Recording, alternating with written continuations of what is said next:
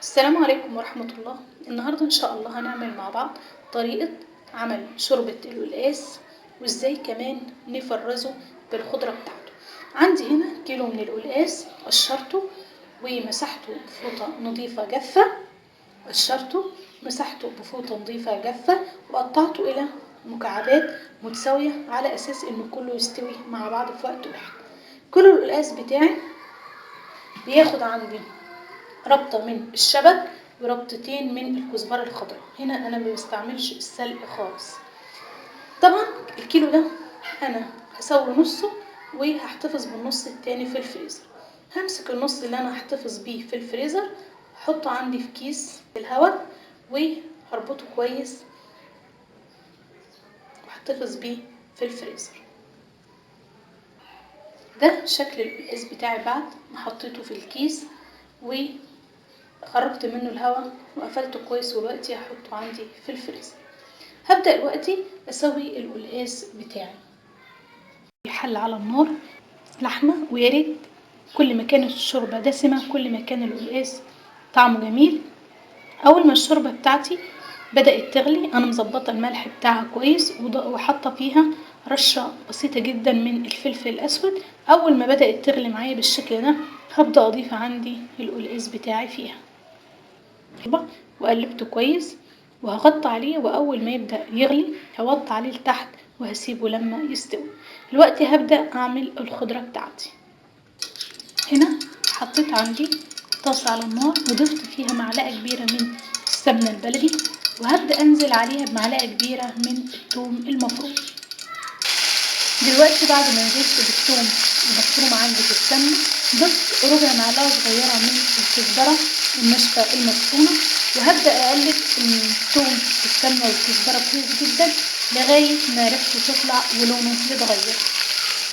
هنا الثوم بتاعي ريحته طلعت ولونه اتغير، هبدأ أنزل عليه بالكزبرة والشبت بتوعي. بعد ما نزلت بالكزبرة والشبت على الثوم هفضل أقلب فيه كويس جدا لغاية ما أحس إنه نزل كمية السوائل اللي فيه، وهنشوف هنعمل ايه.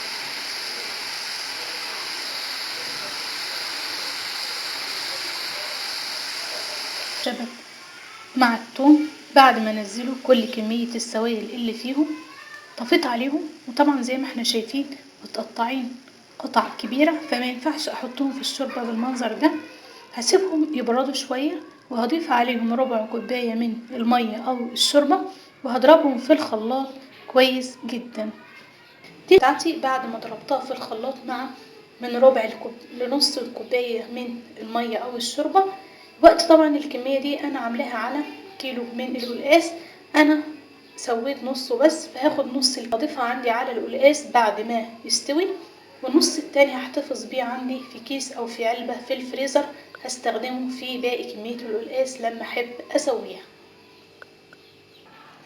هنا القلقاس بتاعي استوى، ويا ريت يا جماعة ما نسيبوش يستوي لما يتهري.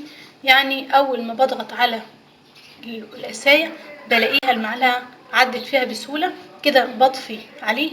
اسفة، قبل ما اطفي عليه بضيف عليه الخضرة عليه لان سخونية الشوربة بتخليه يكمل سوية.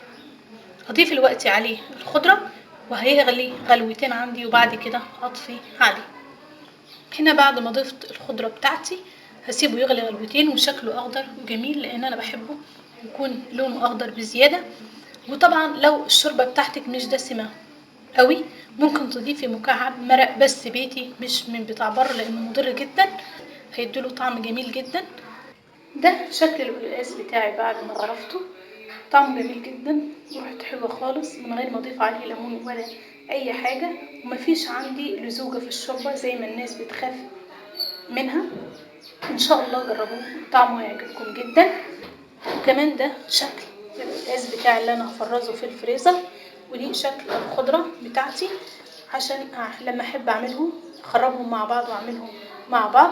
ان شاء الله طريقتي تعجبكم، والسلام عليكم ورحمه الله وبركاته.